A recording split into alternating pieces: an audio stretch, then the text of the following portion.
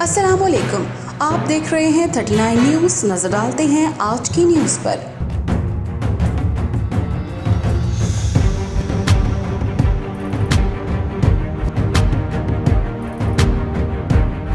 تفصیلات جانتے ہیں اپنے نمائند سے۔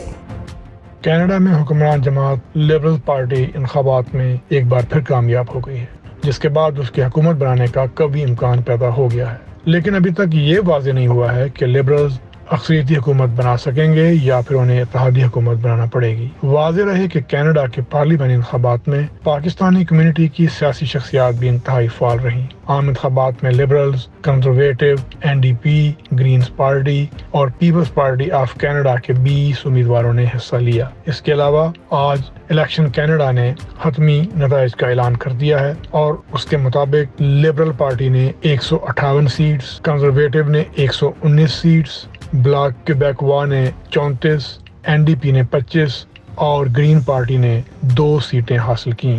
محمد نعیم طلب، چینل 39، اونٹاریو، کینیڈا۔